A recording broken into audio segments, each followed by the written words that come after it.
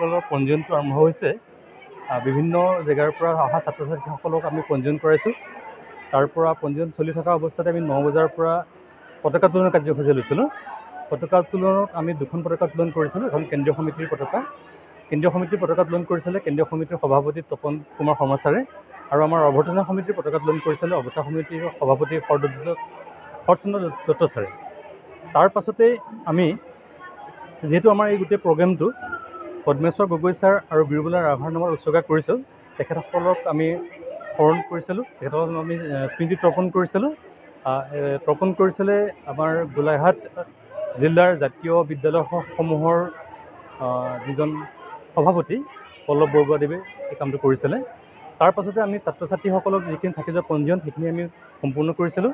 তাৰ পৰা ঠিক 11 বজাত আমি বিভিন্ন শিকন কোণসমূহ ছাত্ৰ ছাত্ৰীসকলক যিখিনি আমি 6টা কোণত ভাগ কৰি লৈছিলোঁ, সেই শিকন কোণসমূহ আমি উদ্বোধন কৰিছিলে কটন বিশ্ববিদ্যালয়ৰ প্ৰাক্তন উপাচাৰ্য প্ৰফেচাৰ ভৱেশ চন্দ্ৰ গোস্বামী ছাৰে।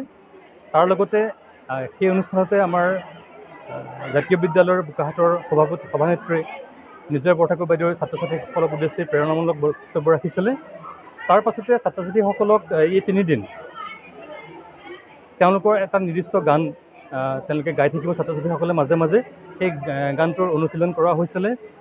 তাৰ পাছত আমি ছাত্ৰ ছাত্ৰীসকলক 6টা গ্ৰুপত ভাগ কৰিছোঁ। ইতিমধ্যে 6টা তেওঁলোকৰ কৰ্ণাৰত 6 ভাগকৈ তেওঁলোক সোমাবগৈ গৈ আজি তেওঁলোকৰ এটা কৰ্ণাৰ পাব, কালিলৈ 4টা কৰ্ণাৰ পাব আৰু পৰহিলৈ আৰু এটা কৰ্ণাৰ পাব। আজি তেওঁলোকক কোনটো কৰ্ণাৰত কোন যাব সেইখিনি অলৰেডি কৰি থোৱা হৈছে। ইতিমধ্যে তেওঁলোকৰ খোৱা বোৱা ব্যৱস্থা সম্পূৰ্ণ হৈছে। 2 বজাৰ পৰা তেওঁলোক কৰ্ণাৰবিলাকলৈ যাব। কৰ্ণাৰবিলাকত 6টা কৰ্ণাৰত আমি নিৰ্দিষ্ট কৰি থোৱা ৰুমত তেওঁলোক তালৈ যাব। তেওঁলোকক অসমৰ বিভিন্ন জেগাৰ সমল ব্যক্তিসকল আহি ইতিমধ্যে উপস্থিত হৈছেহি। তেওঁলোকে নিজৰ নিজৰ দায়িত্ব সকলোৱে পালন কৰিছে, ৰুমবিলাক ধুনীয়াকৈ সজাই পৰাই লৈছে। ছাত্ৰ ছাত্ৰীসকল ভাবিছোঁ আমি এই গোটেই অনুষ্ঠানটোৰ পৰা যথেষ্ট উপকৃত হ'ব। আৰু অসমৰ প্ৰায় 8খন জিলাৰ 100জন শিশু আমাৰ মাজলৈ আহিছে, আৰু আমাৰ বোকাখাট মহকুমাৰ পৰাও প্ৰায় 300 ছাত্ৰ ছাত্ৰী এই সমাৱেশত অংশগ্ৰহণ কৰিছে। আৰু সেই যি 100 শিশু অসমৰ বিভিন্ন প্ৰান্তৰ পৰা আহিছে, তেখেতসকলক আমি আমাৰ বোকাখাটৰ 100জন শিশুৰ ঘৰত ৰখাৰ ব্যৱস্থা কৰিছোঁ। টোটেল 400 ছাত্ৰ ছাত্ৰী হৈছেগৈ।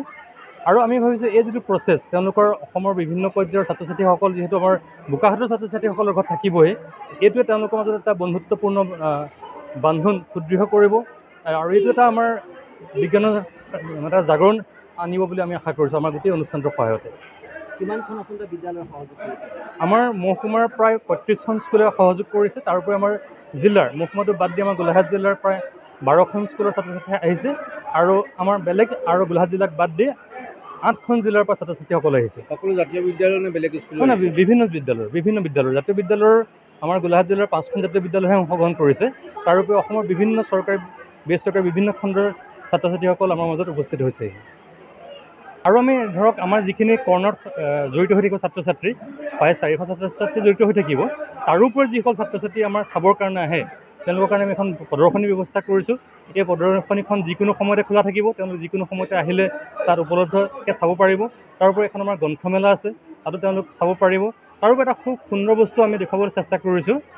ভাৰত চৰকাৰৰ এণ্টাৰ্কটিকা মিছনটোৰ আমাৰ যিটো ভিজুৱেল আছে, সেই ভিজুৱেলটো আমি ডিছপ্লে কৰাৰ ব্যৱস্থা কৰিছোঁ। এটা ডাঙৰ টিভিত এইটো ডিছপ্লে হৈ থাকিব। ছাত্ৰ ছাত্ৰীসকল যিসকল বাহিৰৰ পৰা আহিব তেওঁলোকে সেই মিছনটো তেওঁলোকে চাব পাৰিব। তাত গৈ আমাৰ ভাৰতীয় বিজ্ঞানীসকলে এণ্টাৰ্কটিকাত গৈ কেনেকৈ কামবিলাক কৰিছিলে তাৰ গোটেই কমপ্লিট ভিজুৱেলটো আমাৰ লগত আছে। গতিকে সেইটো সম্পৰ্কত ছাত্ৰ ছাত্ৰীসকলক অকণমান অৱগত হ'ব পাৰিব। আজি আমাৰ 3:30 বজাত শিকন কোণ শেষ হ'ব। অসমৰ বেলেগ বেলেগ প্ৰান্তৰ পৰা অহা যিসকল ছাত্ৰ ছাত্ৰী আহিছে, প্ৰায় 80জন ছাত্ৰ ছাত্ৰীক লৈ, যিটো আমি 100জন আহিছে আমি গোটেইসকলক নিব পৰা নাই, তাই চিলেক্ট কৰি 80জন ছাত্ৰ ছাত্ৰীক লৈ আমি কাজিৰঙা দৰ্শনৰ ব্যৱস্থা কৰিছোঁ। তেওঁলোকক যাতে আমি কাজিৰঙাখনৰ ওপৰত এটা সম্যক অনুমান এটা আইডিয়া দিব পাৰোঁ, তাৰ কাৰণে আমি তেওঁলোকক মিহিৰমুখলৈ লৈ যাম। তাতো আমাৰ সমল ব্যক্তি থাকিব, তেওঁলোকে কাজিৰঙাখনৰ ওপৰত সম্পূৰ্ণ যাতে জ্ঞান এটা ল'ব পাৰে তাৰ আমি ব্যৱস্থা কৰিছোঁ। তাৰোপৰি কালিলৈ গোটেই দিনটো অকল ছাত্ৰ ছাত্ৰীমুখী হ'ব। তেওঁলোক 9 বজাৰ পৰা 5 বজালৈকে শিকন কোণবিলাকতে ব্যস্ত থাকিব কাইলৈ। তাৰোপৰি যিসকল ছাত্ৰ ছাত্ৰী বা পাব্লিক বাহিৰৰ পৰা আহিব, তেওঁলোকৰ কাৰণে আমি এখন অন্ধবিশ্বাস দূৰীকৰণৰ ওপৰত এটা কৰ্ণাৰ ৰাখিছোঁ। তাত আমাৰ সমল ব্যক্তি ইতিমধ্যে আহি পাইছেহি। তেওঁ সেইসকল ব্যক্তিক উদ্দেশ্যে অন্ধবিশ্বাস দূৰীকৰণ আৰু আমাৰ কৰণীয় কি এইটো সম্পৰ্কে তেওঁ বক্তব্য ৰাখিব। কালিলৈ বাকী কৰ্ণাৰসমূহ নিয়মিতভাৱে চলি থাকিব। পৰহিলৈ মাত্ৰ ছাত্ৰ ছাত্ৰীসকলৰ কাৰণে ৰাতিপুৱা এটা কৰ্ণাৰহে উপলব্ধ হ'ব। 10:30 বজাত কৰ্ণাৰটো শেষ হ'ব আৰু 10:30 বজাৰ পৰা আমি মুকলি মিটিং আৰম্ভ কৰিব বিচাৰিছোঁ। আৰু এই মুকলি মিটিঙত আমাৰ এই গোটেই অনুষ্ঠানৰ যিখন আমাৰ স্মৃতিগ্ৰন্থ মুক্ত মন উন্মোচন কৰিব। মুক্ত মন উন্মোচন কৰিব Astec retired director Ashwini Bora sir আহিব, তেওঁ আমাৰ মুক্ত মন উন্মোচন কৰিব। তাৰোপৰি আমাৰ ছাত্ৰ ছাত্ৰীসকলৰ সকলোৰে চিনাকি যোৱা বছৰ ভাটনাগৰ এৱাৰ্ড পোৱা বিশিষ্ট বিজ্ঞানী বিনয় কুমাৰ শইকীয়া ছাৰ আমাৰ মাজত উপস্থিত থাকিব পৰহিলৈ। ছাত্ৰ ছাত্ৰীসকলৰ লগত তেওঁলোক মানে মুকলিভাৱে মত বিনিময় কৰিব।